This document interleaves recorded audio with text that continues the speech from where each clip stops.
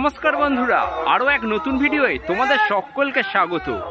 এই চৈত্র মাসের শেষে বাংলার বিভিন্ন গ্রামে গঞ্জে ঝাঁপচড়কে নানান জায়গায় মেলা বসে থাকে।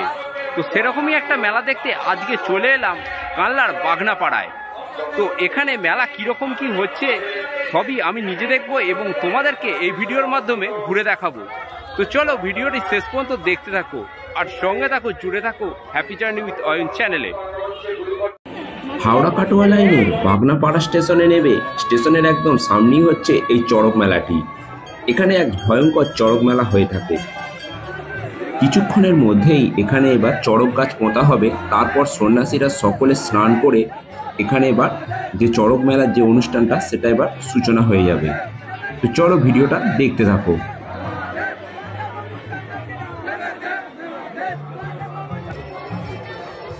আর এটি হলো সেই চড়ক গাছটি, ওখানে গর্ত করা আছে। এবার এখানে সন্ন্যাসীরা সকলে মিলে এই গাছটিকে পুঁতবেন।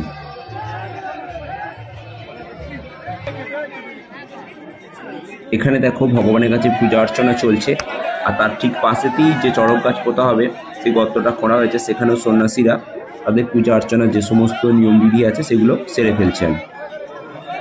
এখানে পুরোহিত মশাই দেখো এখানে হয়তো যজ্ঞ টজ্ঞ এরকম কিছু একটা করবেন।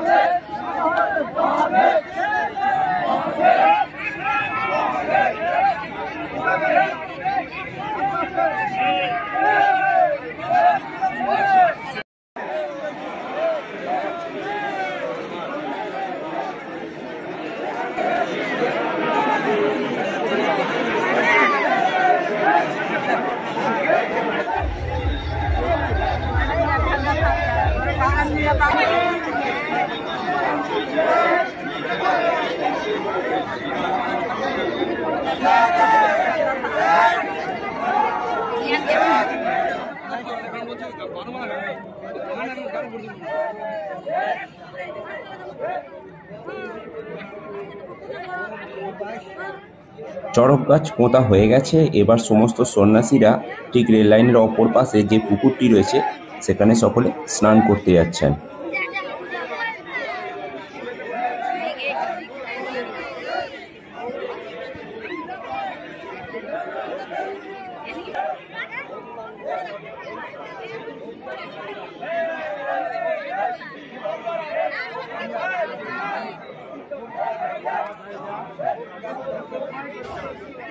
সন্ন্যাসী স্নানের পরই এবার যে ভয়ঙ্কর এখানে যে চড়ক খেলা বা এখানের যে নিয়ম নীতি সেগুলো এবার তোমরা দেখতে পাবে।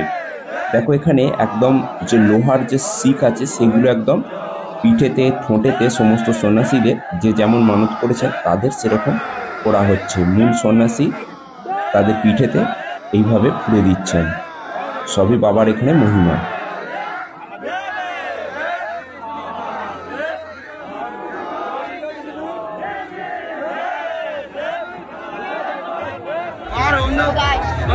এখানে দেখো আরেকজন যে সন্ন্যাসী হয়েছেন তার ঠোঁটেতে কানেতে এরকম কতগুলি শিক সব পোড়া আছে।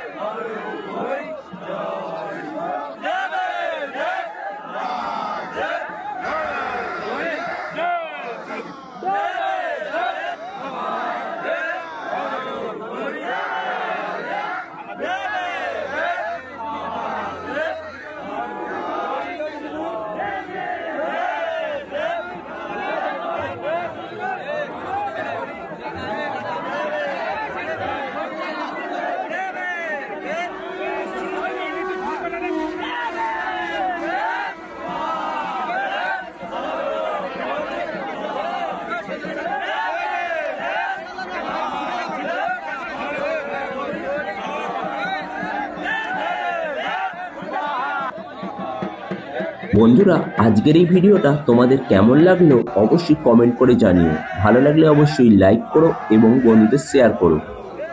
আর চ্যানেলে নতুন হয়ে থাকলে চ্যানেলটা অবশ্যই সাবস্ক্রাইব করে রেখো। চলো দেখা হবে নতুন কোনো ভিডিওয়ে, নতুন কোনো জায়গায়।